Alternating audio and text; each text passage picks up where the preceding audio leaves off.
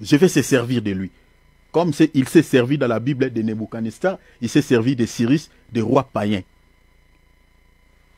Quand ce dirigeant, ce président, il a dit la bête de l'événement est là. Mais bien aimé, ceux qui ont l'oreille spirituelle peuvent comprendre que ça, c'est Dieu qui a parlé.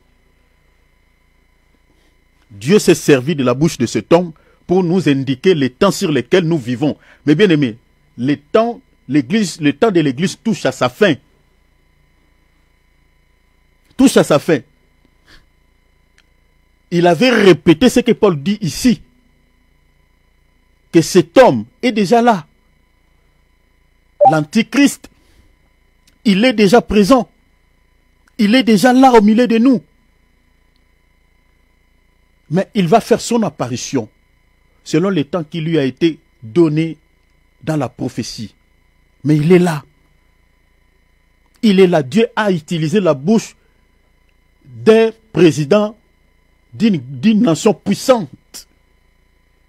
Dieu s'est servi de la bouche d'une autorité qui est d'une autorité d'une nation puissante de ce monde pour libérer cette parole, nous rappeler que cette bête que vous les chrétiens que vous connaissez dans la Bible est déjà présent.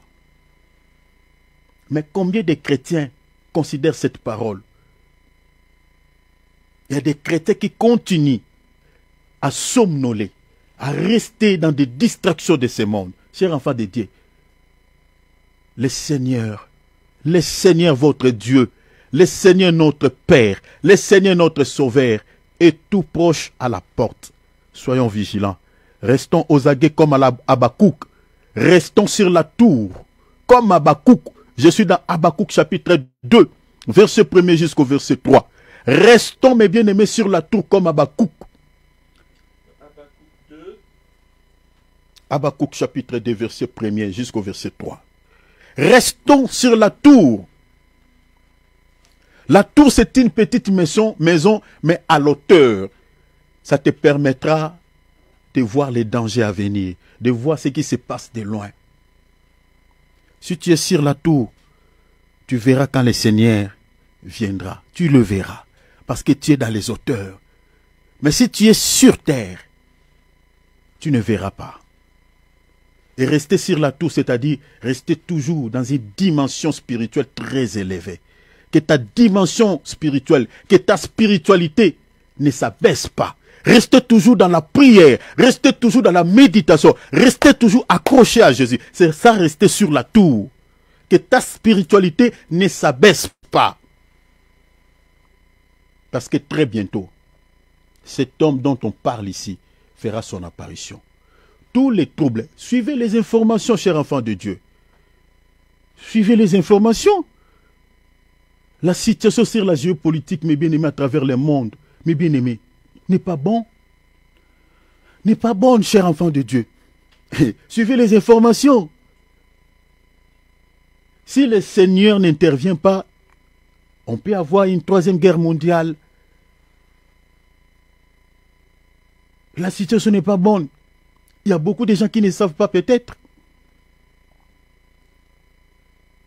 Mais sur le plan prophétique, parce que dans notre temps, nous avons des prophètes qui ne voient que l'argent qui est dans les sacs des chrétiens, dans les poches des chrétiens, qui ne nous fixent pas par rapport aux événements eschatologiques, qui ne nous disent rien par rapport à tout ce qui se passe dans ce monde. Tout ce qui est entre tous les désordres que nous avons dans ce monde, des guerres ça et là. On nous parle des Hezbollah, on nous parle des Liban, on nous parle de l'Israël, on nous parle de la RDC et le Rwanda, on nous parle de la Zambie et le Rwanda. Mais bien aimé, Yémen, la Syrie, l'Ukraine, la Russie, mais bien aimé, partout, il y a toujours des plaies. La famille ne parle pas. Le monde n'est pas dans la paix. Les pandémies n'en parlons pas. Des virus, tout ça, variole du singe, tout ça. Le monde n'est pas dans la paix. Où sont-ils passés les prophètes? Les prophètes authentiques qui peuvent nous fixer par rapport à ces choses. Nous sommes dans Daniel chapitre 7, verset 1er. Lisez. La bête avait fait son apparition, la Bible dit, lorsqu'il y a eu l'irruption sur la mer, lorsqu'on a frappé la mer, il y a eu l'agitation dans la mer. La Bible dit, c'est ainsi la bête s'est manifestée. Or, la mer dont on parle ici, ce n'est pas la mer rouge, hein. Ce n'est pas la mer morte. La mer, cette mer-là, dans la Bible, explique les mondes, explique les nations. Je suis dans Apocalypse, chapitre 17, verset 15. L'ange dit à Jean, la mer que tu as vue sont des peuples, sont des nations, sont des tribus. Et vous voyez, c'est ça cette mer. Et c'est dans cette mer que j'explique les mondes ou la bête dont je parle ici, je parlais de l'Antichrist. Selon Apocalypse 13. Il s'est manifesté au milieu de quoi? Au milieu des agitations. Et ces agitations, ce sont des troubles que nous voyons dans ce monde. Des guerres, ça et là. Tout ça, il y a tendance, il y a ça, des familles. Tous ces désordres, des attentats, tout ça, des pandémies. C'est-à-dire l'ennemi est en train de créer le chaos. Et l'objectif de ces chaos, c'est de pouvoir manifester quoi? La bête.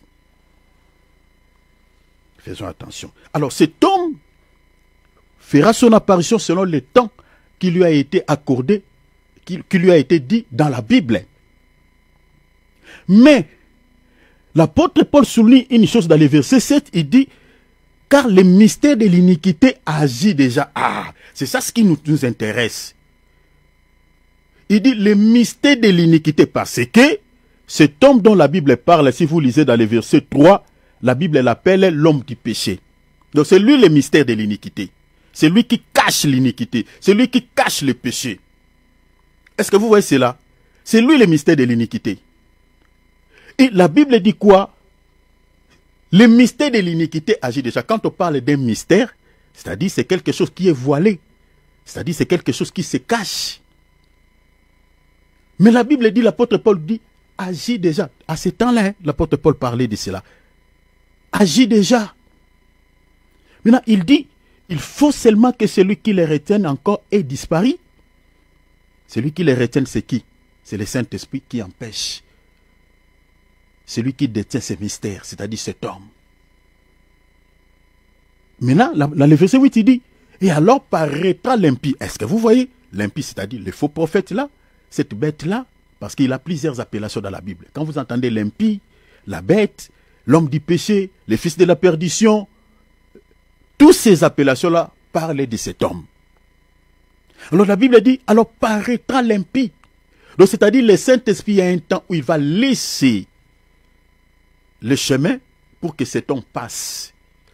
Et le temps sur lequel le Saint-Esprit va laisser à cet homme de pouvoir faire son apparition dans ce monde, ce temps-là, c'est ça ce qu'on appelle la fin des temps de l'Église. L'Église quitte la terre par l'enlèvement.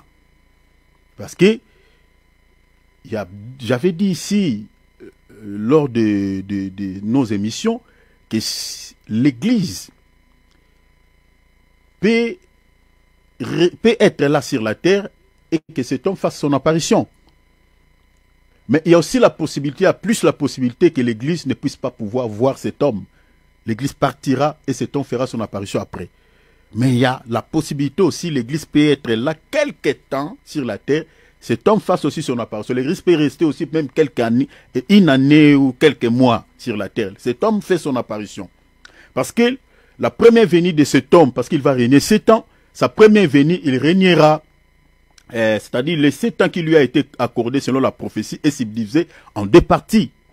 Il va régner 3 ans et demi, les 3 ans et demi de son premier règne sera les 3 ans et demi de paix, et la dernière moitié de 7 ans, c'est là où il va faire des choses mauvaises. Il va persécuter, il va faire beaucoup de choses mauvaises. Donc c'est-à-dire, la première moitié de son règne, l'Église peut être là parce qu'il ne touchera pas l'Église, parce qu'il viendra comme un homme de paix, un homme de bien. Et je dis cela par rapport à 2 Thessaloniciens chapitre 2 verset 3. La Bible dit que personne ne vous séduise d'aucune manière, car il faut que l'apostasie soit arrivée auparavant et qu'on ait vie. Hein, vous voyez, c'est cette phrase-là, qu'on ait vie. Donc, c'est-à-dire, l'Église peut voir cet homme. quand il fera son apparition. Et qu'on ait vu quoi? L'homme du péché, paraître l'homme du péché. C'est pour cette raison que j'ai dit. Alors, l'apôtre Paul parle des mystères de l'iniquité, il agit déjà. Donc, c'est-à-dire les mystères de l'iniquité dont l'apôtre Paul parle ici n'est rien d'autre que l'esprit de cet homme. C'est-à-dire c'est son esprit qui agit déjà, mais dans les mystères. C'est-à-dire qu'il se cache à travers les corps de ce que nous appelons aujourd'hui les faux prophètes. Les faux prophètes. Ce sont ces gens-là qui accomplissent ce que l'apôtre Paul dit ici, les mystères de l'iniquité agit déjà. Je vous donne un texte, 1 Jean chapitre 2, verset 18. Lisons 1 Jean chapitre 2, verset 18. La Bible dit, petits enfants, c'est la dernière ère. L'expression dernière ère dans la Bible explique la fin des temps. Quand vous lisez dans la Bible dernière ère, vous lisez par exemple temps de la fin, voilà la fin des temps. Tout ça explique la fin des temps de l'Église. C'est ça ce que vous pouvez comprendre. Il y a plusieurs expressions. Je crois que je vous donnerai un jour toute une liste par rapport à ces expressions qui expliquent la fin des temps. Même quand vous entendez en ces jours-là, ça explique toujours la fin des temps. L'apôtre Paul dit, c'est la dernière ère, c'est-à-dire le temps de l'Église touche à sa fin. Il dit, et quand vous avez appris qu'un antichrist vient, c'est que l'apôtre Jean dit ici que vous avez appris, on a appris où? On a appris dans 2 Thessaloniciens. Est-ce que vous voyez cela? 2 Thessaloniciens chapitre 2, à partir du verset 1er, vous lisez, vous descendez jusqu'au verset 11. L'apôtre Paul avait déjà donné un enseignement au sujet de l'antichrist. Maintenant, Jean est en train de rappeler l'Église. Il dit, vous avez appris qu'un antichrist doit venir. Vous voyez? Mais maintenant, l'apôtre Jean complète l'apôtre Paul. Il dit, il y a maintenant plusieurs antichrists. Est-ce que vous voyez cela? C'est ça, c'est-à-dire plusieurs antichrists au pluriel. C'est selon la pensée de l'apôtre Paul. Ce sont ces gens-là, en réalité, qui ont l'esprit de cet homme, de cet antichrist au singulier, qui accomplissent ces mystères dont l'apôtre Paul fait mention dans l'épître de 2 Thessaloniciens chapitre 2, qui accomplissent cette mission, qui accomplissent ce que l'apôtre Paul dit là-bas, le mystère de l'iniquité agit déjà. Est-ce que vous voyez cela? Donc il y a plusieurs antichrists. Maintenant, qui sont-ils ces plusieurs antichrists? Qui est un antichrist? C'est celui qui est ennemi de la croix de Christ. C'est celui-là qui est l'antichrist. Tout celui qui est ennemi de la croix de Christ, c'est celui-là qui est un antichrist. Mais maintenant, celui qui est un ennemi de la croix de Christ, qui est-il cet homme? Qui est-il cette personne? C'est tout celui qui présente aux enfants de Dieu les dieux du social, les dieux mammon, qui prêchent les choses de la terre. Je suis dans Philippiens, chapitre 3, verset 18. L'apôtre Paul dit, il y a des gens, plusieurs, marchent en ennemi de la croix de Christ. L'apôtre Paul dit, ils ont pour Dieu quoi? Leur ventre. Est-ce que vous voyez le Dieu du ventre, le Dieu du social? Je dis à quelqu'un, l'année 2025, tu n'auras plus de place pour pouvoir mettre la nourriture. Ton congélateur sera rempli de nourriture. Tu jetteras même. Cher enfant de Dieu, qu'est-ce qu'il y a à voir un tel message avec notre salut? Qu'est-ce qu'il y a à voir? Quand tu vas aller chez le Bill Gates, là, tu vas prêcher comment? Bill Gates n'a pas besoin d'écouter ce genre de message. Il a besoin de sauver son âme. Elon Musk. Jeff Bezos. Il a besoin de salut. Est-ce que vous voyez? On n'a pas besoin de ça. Les dieux du ventre. La Bible dit, l'apôtre Paul nous dit, ils ne pensent qu'aux choses de la terre. Toute leur pensée est fixée et rivée que sur les choses de ce monde. Donc c'est pour cette raison, l'apôtre Paul dit, sont ennemis de la croix de Christ. Or, tout celui qui est ennemi de la croix de Christ, c'est-à-dire, il ne veut pas le salut des enfants de Dieu. il est en train de priver aux enfants de Dieu les salis. Maintenant, il prive aux enfants de Dieu les salis comment? Par leur évangile. Un évangile qui ne sauve pas. Un évangile à caractère terrestre. Parce que nous sommes sauvés par la croix. 1 Corinthiens chapitre 1 verset 18, la Bible dit l'évangile, la Bible dit la prédication de la croix est une folie pour ceux qui périssent.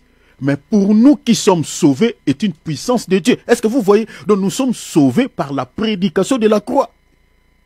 Maintenant, quand la Bible dit que ces gens sont ennemis de la croix, c'est-à-dire l'évangile qu'ils présentent aux gens, ce n'est pas la croix, ce n'est pas un évangile qui peut sauver. Voilà pourquoi l'apôtre Paul, pour nous faire comprendre, il dit, il ne pense qu'aux choses de la terre. C'est-à-dire mariage, les choses de la terre, l'argent, les choses de la terre, les richesses de ce monde, les choses... Est-ce que vous voyez cela? C'est ça leur évangile. Bien aimé, si vous êtes dans une église où on vous présente un évangile qui ne cible pas votre âme, cher enfant de Dieu, vous êtes dans une salle d'attente qui va vous accompagner tout droit en enfer. Et tapez sur la toile. Regardez les prédications, regardez les thèmes. Et surtout, comme nous sommes en train d'aller vers cette fameuse fête de Noël, de Saint-Sylvestre, regardez les affiches. Regardez. On fixe les regards des enfants de Dieu sur les m'as-tu vu, sur les choses de la terre. Ce sont ces gens-là qui sont ennemis de la croix de Christ. Ce sont ces gens-là dont l'apôtre Jean avait parlé aux chrétiens à son époque, qui sont des antichrists, qui accomplissent, qui manifestent, au fait, qui sont au fait les mystères de l'iniquité dont l'apôtre Paul a parlé. Voyez? Donc retenez que le mystère de l'iniquité mentionné par l'apôtre Paul dans l'épître de 2 Thessaloniciens chapitre 2 verset 7 se manifeste par l'ascension ou la montée des faux prophètes qui propagent de fausses doctrines, prononcent des prophéties mensongères et réalisent des faux miracles selon l'évangile. Je vous donne une autre écriture, l'évangile de Matthieu chapitre 7 verset 22 à 23. Jésus a dit, plusieurs me diront en ce jour-là. Vous voyez, la fin des temps, la dernière, ce jour-là, c'est toujours la fin des temps. Vous voyez, ce sont des expressions. Quand vous lisez la Bible et que vous tombez, vous voyez, et c'est écrit, ce jour-là, voilà, dernière ère, ces expressions expliquent tout simplement la fin des temps. Ne vous compliquez pas. Plusieurs me diront en ce jour-là, comme nous sommes là maintenant à la fin des temps. Ces jours-là, c'est les temps auxquels nous vivons. Seigneur, Seigneur, n'avons-nous pas prophétisé en ton nom? Vous voyez, hein? N'avons-nous pas chassé des démons en ton nom? Ils aiment les prophéties, les dons des révélations. Ma sœur, le Seigneur est en train de dire, ils aiment ça. Ils aiment la puissance. Ils aiment les signes spectaculaires, chasser les démons. Ce n'est pas mauvais, c'est bien. Ces choses sont à nous. Mais et aussi, comme je vous avais parlé des dons spirituels authentiques et leurs contrefaçons spirituelles, le diable aime imiter ça parce qu'il sait que le diable sait que beaucoup sont attirés par ça, par des prophéties, par des miracles. N'avons-nous pas fait beaucoup de miracles en ton nom? Maintenant, la réponse du Seigneur, c'est quoi? La Bible dit dans le verset 23, alors le Seigneur dit, je leur dirai ouvertement, je ne vous ai jamais connu. Hein? Comment? Le Seigneur nous connaît à quel moment, cher enfant de Dieu? La Bible dit dans la prédestination. C'est là qu'il a connu d'avance. Mais ces gens, le Seigneur ne les a jamais connus. C'est-à-dire, dans la prédestination, ces gens ne se figuraient pas dans la liste des enfants de Dieu. Est-ce que vous voyez cela? Le Seigneur dit, je ne vous ai jamais connus. Donc, c'est-à-dire, c'était des gens qui avaient la nature maléfique de Satan. Ils étaient appelés à réaliser les miracles pour aller en enfer. Comme les gens qui ont touché de la cabale au nom de Dieu. Ils citent le nom de Jésus. Hein. Ils utilisent la puissance diabolique, mais en citant le nom de Jésus. Et ils croient que voilà, ils servent Dieu.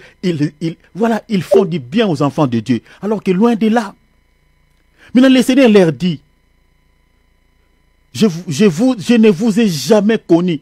Il dit, retirez-vous de moi. Regardez bien. La Bible dit, vous qui commettez l'iniquité. Ah, donc vous voyez, mes bien-aimés, c'est ça ce que nous avons dit. Que la manifestation ou l'ascension ou la montée des faux prophètes qui propagent des fausses doctrines, prononcent des prophéties mensongères comme il est écrit ici, réalisent des miracles mensongers, cher enfant de Dieu, est caractérisé par le mystère de l'iniquité. Donc, c'est-à-dire le mystère de l'iniquité, au fait, ce qui manifeste ces mystères, ce sont ces gens que nous appelons les faux prophètes, qui manifestent entre guillemets des dons du Saint-Esprit. Ils prophétisent sur les gens. Voilà. Ils ont des enseignements qui ne cadrent pas avec la doctrine des apôtres. Donc, si vous voulez comprendre, au fait, le mystère de l'iniquité, c'est quoi? Le mystère de l'iniquité, selon la Bible, c'est-à-dire l'iniquité, c'est un péché. Alors, ce péché consiste à quoi? Consiste à mépriser Dieu ou sa parole volontairement. Cela inclut lorsqu'on sert le diable dans sa conscience. Vous voyez, on sert le diable dans sa conscience, tout en confessant Jésus avec la bouche, comme ces gens-là. Ils servent le diable dans leur conscience. Ils savent qu'ils ont la cabale. Ils savent que ce qu'ils disent aux enfants de Dieu, ce sont des choses qui ne cadrent pas avec la doctrine des apôtres, qui ne se justifient pas dans la parole de Dieu. Ils ont des pratiques qu'on ne retrouve pas dans la Bible. Ils ont des délivrances qu'on ne retrouve pas dans la Bible. Ils savent qu'ils servent le diable, mais ils confessent le nom de Jésus. Le péché que ces gens-là commettent, c'est ça ce qu'on appelle l'iniquité. Donc l'iniquité, retenez pour ceux qui écrivaient, l'iniquité consiste à mépriser Dieu ou sa parole volontairement. Et je dis, cela inclut, mettez 2 points, lorsqu'on sert le diable dans sa conscience tout en confessant Jésus avec la bouche. C'est pour cela que vous voyez que Jésus les a dit dans Matthieu 7, « Je ne vous ai jamais connu, vous qui commettez l'iniquité. » C'est-à-dire les miracles qu'il réalisait, les prophéties qu'il prononçait, toute la puissance là, la puissance de chasser les démons. Dieu n'était pas avec eux. Ils avaient d'autres forces sous-jacentes sur lesquelles ils réalisaient toutes ces choses. Alors, leur péché, c'était l'iniquité. Le Seigneur dit, vous qui commettez l'iniquité. C'est-à-dire, ce sont des gens qui méprisaient Dieu, qui méprisaient la parole de Dieu en servant le diable. Donc, le péché de l'iniquité, je dis, selon la Bible, consiste à mépriser Dieu ou sa parole volontairement. Cela inclut lorsqu'on sert le diable dans sa conscience, tout en confessant Jésus avec la bouche. Ça, c'est le premier élément. Deuxième élément, lorsqu'on enseigne des faussetés au nom de Jésus-Christ, ou que l'on prophétise, ou on accomplit des miracles mensongers en son nom. Tous ces gens-là qui ont touché la cabale, chers enfants de Dieu, ils ne vous disent pas que moi, tel que vous me voyez là, j'étais parti en Israël, je suis dans le judaïsme, les talits que vous me voyez porter là, la kippa qui est sur ma tête là, est liée à ma force spirituelle. Ils ne disent pas. Vous les voyez seulement avec des kippas. Vous les voyez seulement avec des épées dans l'église. Vous les voyez seulement avec des talits. Vous les voyez, mes bien-aimés, avec certaines choses. Est-ce que dans la Bible, les apôtres utilisent aussi de tels éléments? Vous les voyez, ils ne vous ont pas dit. Mais dans leur propre conscience, ils savent que nous, on est différents avec des tchéris. Et ces gens-là, les péchés qu'ils commettent, c'est ça ce qu'on appelle l'iniquité. L'iniquité est un péché en outrance, chers enfants de Dieu. Je vous avais donné l'écriture de Nombre chapitre 15, versets 30 à 31. Bébé, c'est un péché impardonnable. Ces gens-là ne seront jamais pardonnés. Les péchés là, les gens pensent que voilà, tous les péchés, ces gens-là ne seront jamais pardonnés. Vous savez, ils ont égaré combien de personnes? Combien d'exemplaires en enfer à cause d'eux? Les gens qui disent que tous les péchés, bien aimés, l'iniquité c'est un péché impardonnable. Lisez Nombre chapitre 15, versets 30 à 31. Ils ont égaré des âmes, il y a des milliers d'âmes qui pleurent en enfer à cause d'eux. C'est un péché du mépris. Un péché du mépris envers Dieu, envers sa parole. La raison pour laquelle, regarde ce que Jésus dit dans Matthieu chapitre 6, verset 24. Nul ne peut servir des maîtres. Est-ce que vous voyez cela? Nul ne peut servir des maîtres. Ces gens-là pensent servir le diable et servir en même temps l'Éternel. Comme on voit dans l'Église catholique. Oh, l'écuménisme. Toutes les religions se valent. Mais bien aimé, mais c'est faux. Chacun a son Dieu. Nul ne peut servir des maîtres. Vous appelez les bouddhistes, vous appelez les mormons, vous appelez, voilà, qu'on se mette ensemble, voilà, mettons nos différents, tout ça à côté, nos doctrines à côté, mettons-nous ensemble, unissons-nous. Chacun a son Dieu. Comment on va se mettre ensemble? La Bible dit, nul ne peut servir deux maîtres. Il s'attachera à l'un et méprisera l'autre. Il s'attachera à l'un et méprisera l'autre. Cher enfant de Dieu, il est impossible d'être avec Dieu et en même temps être dans le monde et en même temps s'attacher à la sorcellerie et en même temps, c'est pour cela ici je suis en train de dire à tous ceux qui gardent encore de telles sémences dans leur cœur, vous avez la sorcellerie, vous servez le diable, vous lancez tout le temps, chaque nuit vous sortez, vous maudissez les gens, chaque jour, et vous êtes dans l'église, on ne sait pas que vous êtes dans la sorcellerie, mais Dieu sait que tu es dans la sorcellerie. Tu es en train de passer ton temps. La seule sentence qui t'est réservée, c'est l'enfer. À moins que tu te répandes. Ces gens-là qui ont touché la Kabbale, ils pensent que voilà, c'est les Juifs, nous avons réussi cette puissance chez les Juifs. Voilà, les Juifs, c'est le peuple de Dieu. Donc, on sert Dieu. Donc, nous sommes liés à l'Israël. Voilà, ils ont de telles imaginations. Ils pensent, voilà, que nous sommes toujours sur la voie de Dieu. Parce que nous utilisons le même truc avec l'Israël qui est le peuple de Dieu. Ils se trompent. Nul ne peut servir deux maîtres. Il faut faire un choix. Cher enfant de Dieu, si tu es ici, tu t'accroches de deux côtés. Cher enfant de Dieu, répands-toi. Ne t'accroche pas de deux côtés. Tantôt tu es dans le monde, comme nous sommes en train d'aller vers ces fêtes païennes. Les gens vont faire des cadeaux de Père Noël. Toi, tu connais le Père Noël. Pourquoi aujourd'hui les chrétiens ne lisent pas même certains documents, certains livres pour connaître, comprendre l'origine de certaines choses que le monde nous présente? Pourquoi on ne vérifie pas? Qui est Père Noël? Qui est d'abord Père Noël? Vous ne voyez pas que le 25 décembre, il y a beaucoup de chrétiens même tombent dans l'idolâtrie? Vous ne voyez pas que toutes les attributs de notre Seigneur et Sauveur Jésus-Christ, on les donne à ces messieurs? L'Apocalypse dit, Jésus il a des cheveux blancs, il est comme un vieillard qui a des cheveux blancs. Vous ne voyez pas les cheveux blancs chez Père Noël? Pourquoi on l'identifie à Jésus? Vous ne voyez pas que le Père Noël c'est une idole? Pourquoi les chrétiens n'ont pas l'esprit de Dieu pour comprendre? Jésus est assis sur son trône au ciel. Le Père Noël aussi, on le fait asseoir sur un fauteuil qui se ressemble aussi à un trône. Jésus est habillé à un habit qui a la couleur. La Bible dit son habit était teint du sang. Le Père Noël aussi porte un habit qui a la couleur rouge, qui a la couleur du sang. Est-ce que vous ne voyez pas ça? Jésus a dit aux petits enfants, venez à moi. Il aime les enfants. Laissez les enfants venir vers moi. Le Père Noël aussi aime les enfants. Est-ce que vous ne voyez, pourquoi les chrétiens ne comprennent pas? Vous ne voyez pas que le 25 Noël est dédié à une divinité inconnue, à un Dieu inconnu?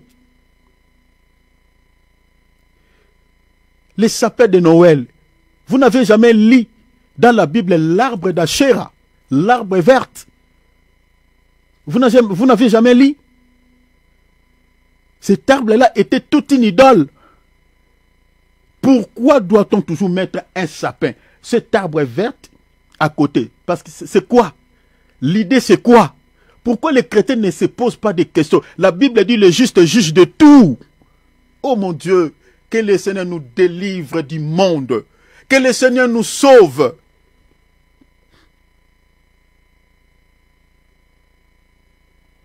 Nul ne peut servir de maître. Nul ne peut servir de maître. Il s'attachera à l'un et méprisera à l'autre. Cher enfant de Dieu, si ton cœur est attaché encore au monde, si ton cœur est encore lié aux choses de ce monde, c'est que tu n'es pas avec le Seigneur. Parce qu'il est pratiquement impossible d'aimer le monde et d'aimer le Seigneur. La Bible dit dans le livre de Jacques chapitre 4 verset 4, « Adultères que vous êtes, ne savez-vous pas que aimer le monde, l'amour du monde est une inimitié contre Dieu. » Aimer le monde, c'est de se faire ennemi de Dieu. C'est impossible d'être attaché au monde, d'être attaché aux choses de ce monde et d'être attaché à Dieu. C'est ça l'arbre de la connaissance du bien et du mal. Il y a beaucoup de chrétiens qui ne sont pas libérés de cet esprit, de l'esprit de cet arbre. Ils ont l'arbre, ils ont mangé l'arbre de la connaissance du bien et du mal. L'esprit de cet arbre est dans leur esprit. Sur un même arbre, on retrouve le bien et le mal. C'est ça l'Odyssée. Ni chaud ni froid, tièdère. Élie a dit aux enfants d'Israël, jusqu'à quand crocherez-vous des deux côtés? Si bas les dieux, allez après lui. Si c'est l'Éternel, revenez vers lui. Jusqu'à quand crocherez-vous des deux côtés? Nul ne peut servir deux maîtres. Il s'attachera à l'un. Et si on s'attache au monde, si on s'attache à l'argent, si on s'attache à quelque chose plus que Dieu, c'est ça ce que la Bible appelle mépris. Le Seigneur dit, il méprisera l'autre. Vous ne pouvez servir Dieu et maman, maman, maman. Est-ce que vous avez vu le Dieu de l'argent, le Dieu de la richesse qu'on présente aux enfants de Dieu chaque jour dans certains assemblées à travers le monde? Matin, midi, soir, l'argent. L'argent, comment devenir riche? Vous connaissez ces serviteurs-là. Parmi lesquels il y a Raoul Raf, ou aussi Raoul, qui s'appelle Raoul Raf comme ça. C'est lui, l'évangile de la prospérité. Ils sont plusieurs qui prêchent l'argent, comment être riche. Oh, que Dieu nous sauve. On présente aux enfants de Dieu le Dieu maman. Le Dieu maman. Vous n'avez pas lu dans Ephésiens chapitre 5, verset 5. La cupidité est une idolâtrie. L'amour de l'argent est une idolâtrie. On attache les cœurs des enfants de Dieu à servir l'argent. Voilà pourquoi aujourd'hui nous avons des chrétiens escrocs.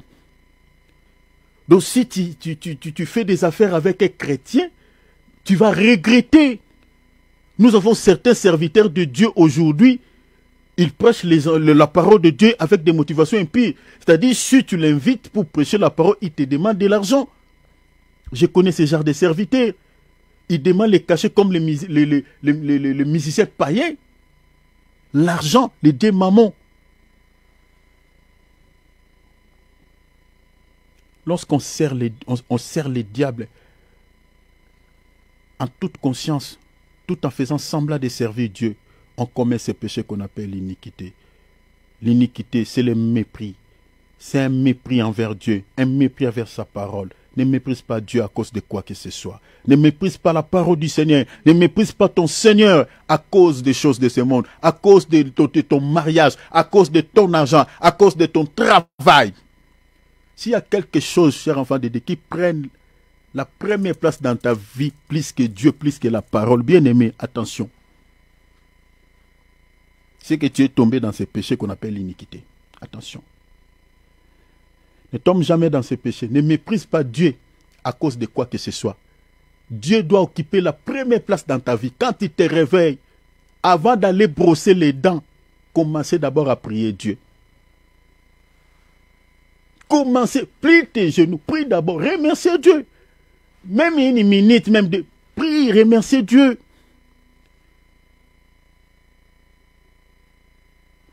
Mettez Dieu à la première position. La Bible dit, le premier amour, c'est lui. Il a dit à l'église d'Éphèse, je connais ta persévérance, je connais tout ce que tu fais pour moi. Mais après il dit, je suis contre toi. Mais pourquoi? Le Seigneur dit, parce que tu as abandonné quoi? Ton premier amour. Le premier amour, c'est quoi? Le premier amour, c'est l'amour pour la prière, l'amour pour la parole, l'amour pour servir Dieu. Est-ce que vous voyez cela? Tu ne pries plus. Tu ne médites plus la parole. Pourquoi? Qu'est-ce qui a occupé la première place dans ton cœur plus que ton Dieu?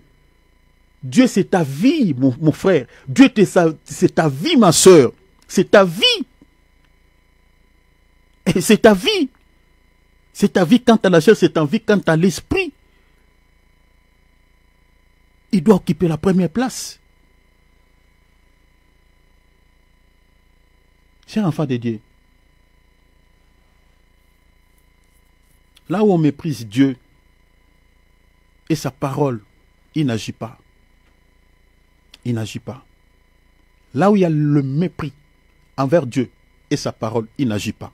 Matthieu 13, 54, 55, on saute, on lira 57, 58. Regarde, s'étant rendu dans sa patrie, il enseignait dans la synagogue, de sorte que ceux qui l'entendirent étaient étonnés et disaient, d'où lui viennent cette sagesse et ces miracles? Au lieu qu'il s'arrête là, il commence maintenant à mépriser le Seigneur. N'est-ce pas? Les fils des charpentiers. Oh mon Dieu! Qu'est-ce qu'il y a à voir son domaine, son travail qu'il a appris chez son père Joseph et l'enseignement qu'il vous a donné et les miracles qu'il a réalisés? Est-ce que vous voyez le mépris? Il y a des gens qui nous méprisent comme ça.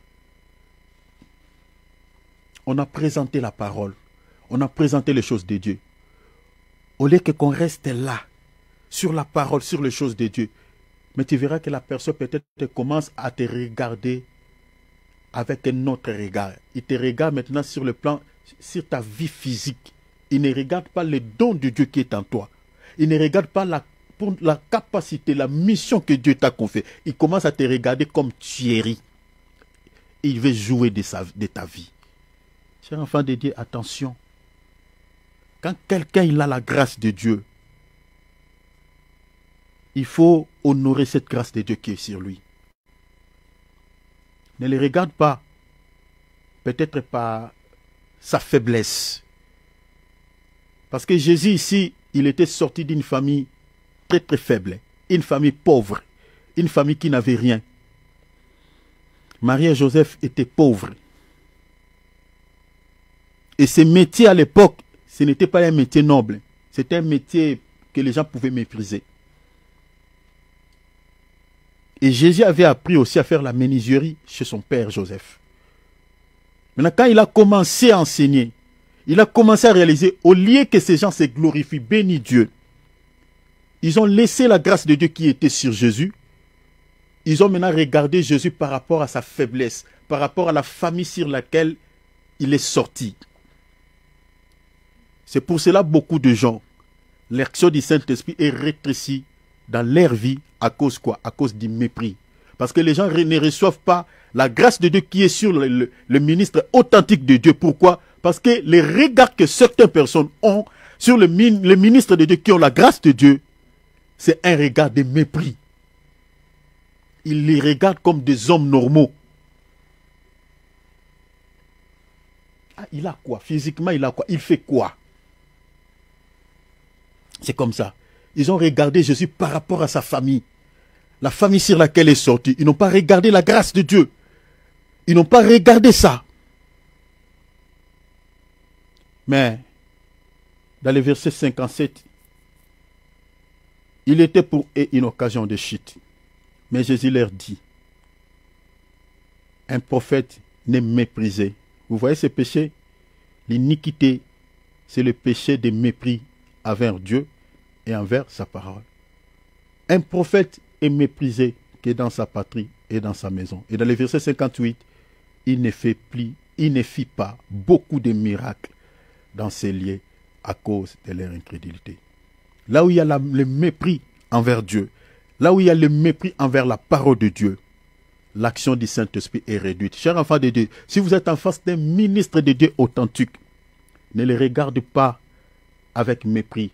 Ne les regarde pas, mes bien-aimés, par rapport à sa vie sur le plan physique, mais regarde plutôt le don de Dieu qui est sur lui. Honore la grâce de Dieu qui est sur lui. Si tu veux recevoir une bénédiction de la part de Dieu au travers de cet homme, parce que si tu le regardes avec un œil de mépris, tu n'auras jamais la grâce de Dieu au travers de cet homme.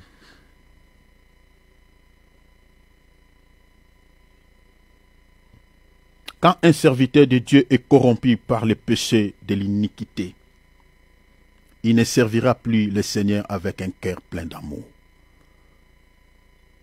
mais avec des motivations impures, ce qui va faire de lui un faux prophète. Comme je vous avais dit ici, le cas d'un prophète qui a demandé le sou de l'argent avant de prêcher la parole.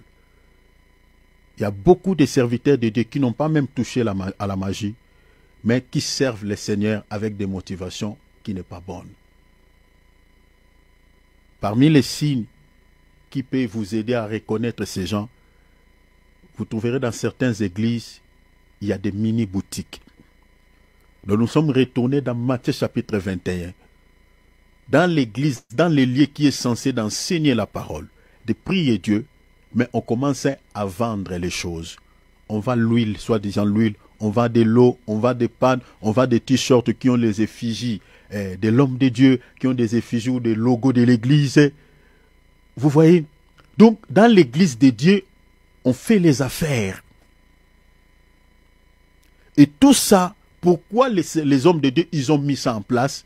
Parce qu'ils veulent soutirer de l'argent. Parce que comme l'église, c'est un lieu où on rassemble des gens et on commence à faire des affaires aussi. L'homme de Dieu dit, bon, comme les gens viennent, voilà, on peut aussi faire ça pour avoir de l'argent.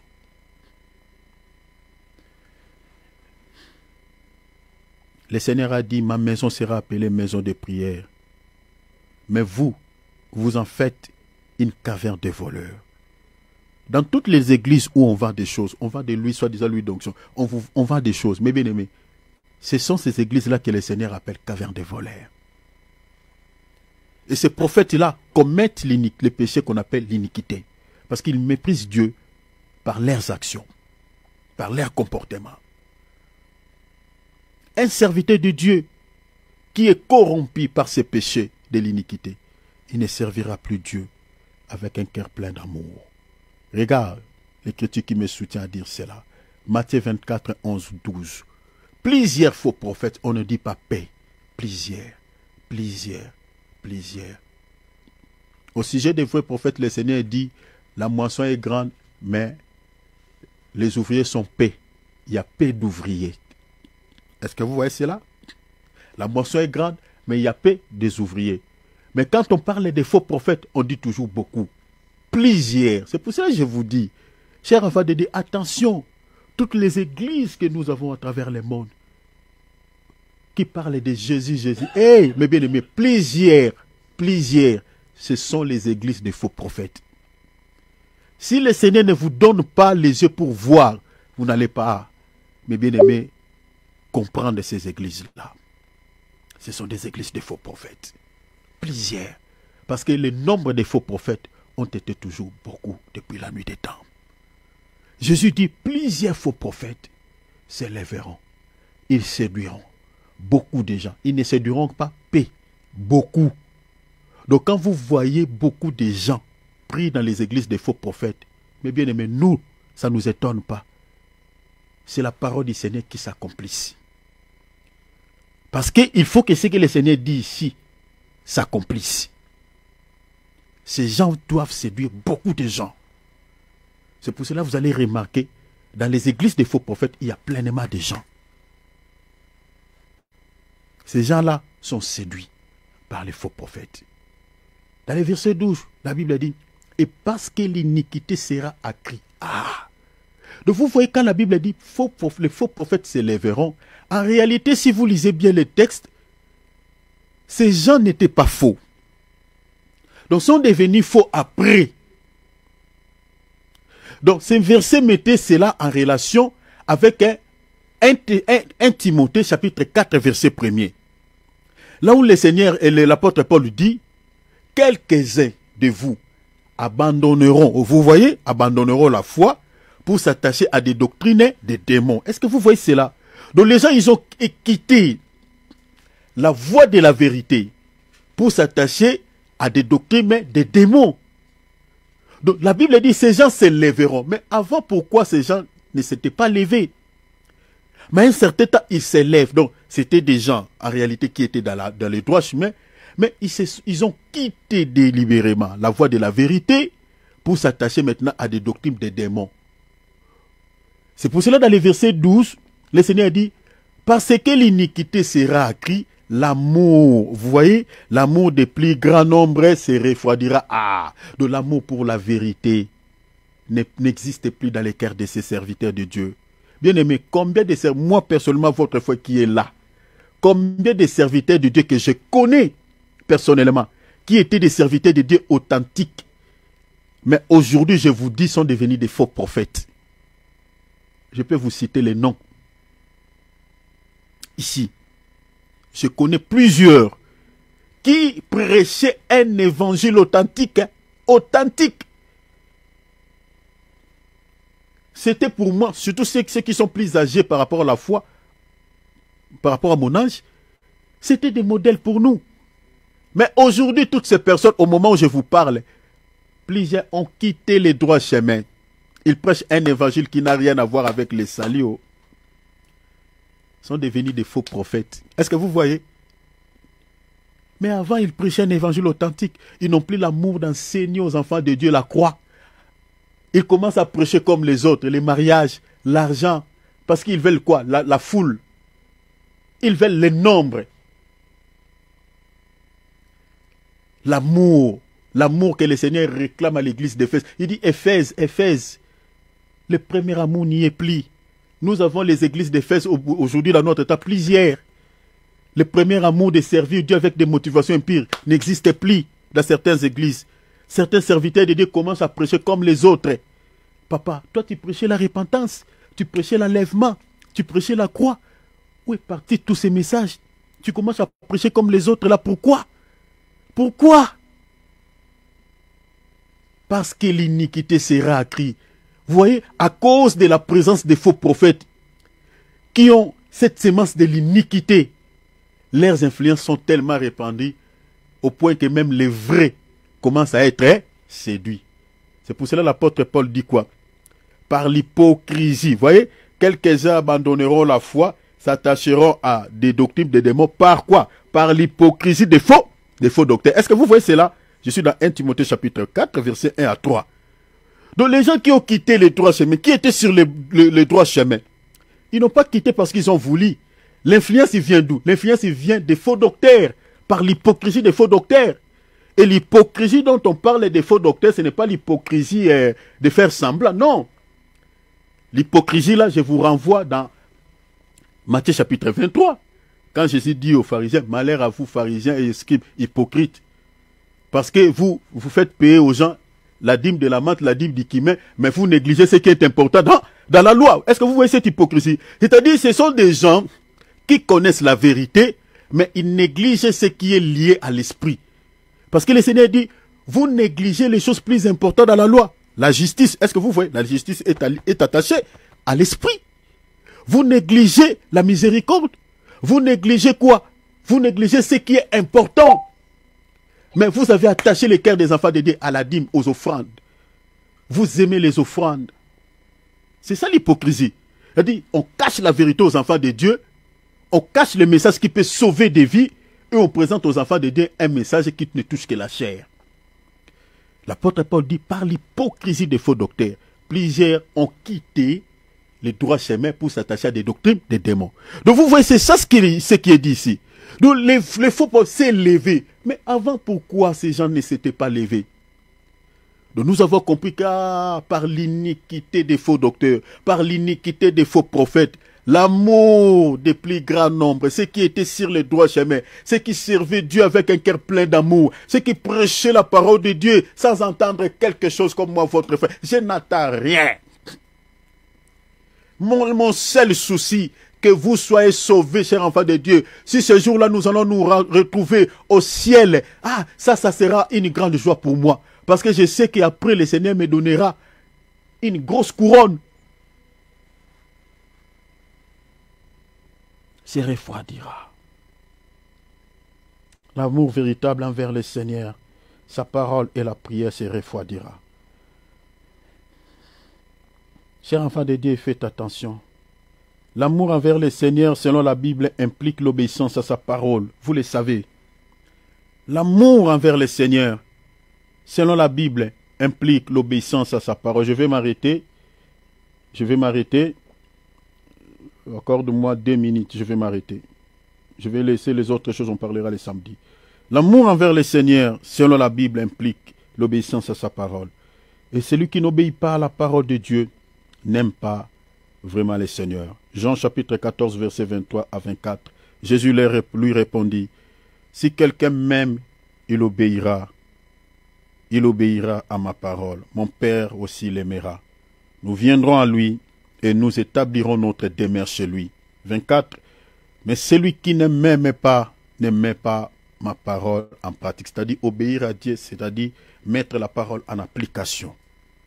Tu ne peux pas dire que tu obéis à la parole de Dieu si tu ne le mets pas en pratique. Et comme ces gens-là, ils n'aiment pas le Seigneur. Pourquoi? Parce qu'ils ne respectent pas la sainte doctrine. Toutes les pratiques qu'on retrouve dans les églises des faux prophètes ne cadrent pas avec les enseignements des apôtres. Ces gens-là, en réalité, n'aiment pas le Seigneur. C'est ça ce qu'on appelle les mystères de l'iniquité. C'est-à-dire, ces gens-là sont touchés par le mystère de l'iniquité qui est manifesté par les faux prophètes, par les antichrists de notre temps. Je m'arrête ici, nous allons prier. Le samedi, nous parlerons sur toute désobéissance face à la parole de Dieu est une chute dans le péché de l'iniquité et relève également un manque d'amour envers le Seigneur. Et puis on touchera directement le premier signe qui caractérise une assemblée chrétienne authentique dirigée par un ministre sincère et celle qui est fondée sur 4 piliers principaux selon la Bible. Je vous donnerai ces 4 piliers, on parlera de cela les samedis par la grâce de Dieu. Je vous parlerai, ça c'est les signes qui caractérisent une église qui est dirigée par un ministre authentique. On touchera sur les 4 piliers les samedis. Alors, ouvrons nos micros, nous allons prier. Bénissons le Seigneur. Désolé pour le temps qu'on a dépassé, mais c'est bien de parler de ces choses, chers enfants de Dieu. Il faut être bien nourri. Parce que si on ne parlait pas ainsi, la Bible dit, il n'y aura pas l'aurore pour le peuple. Demande la grâce de Dieu. Demande la grâce de Dieu. Ne sois pas un chrétien sentimental. Mais que le Seigneur te donne l'esprit qu'il avait donné aux chrétiens de l'église de Béret. Chers enfants de Dieu, sois comme un Béréen. Lis la Bible. Examinez toutes choses à la Bible que tu détiens là. La Bible que vous détenez. Examinez toutes choses. Parce que nous avons plein de faux prophètes dans notre temps. Des gens normaux, des gens que nous connaissons. Nous causons avec eux. Nous causons avec eux. Nous vivons avec eux. Des fois on mange avec eux. Mais ce sont ces gens-là qui nous accompagnent, mes bien-aimés, calmement en enfer. Faisons attention. Faisons attention. Demande à Dieu que le Seigneur te donne un esprit qu'il avait donné aux Béréens. Que tu ne tombes pas sur le couloir des faux prophètes. Que le Seigneur conserve ton salut.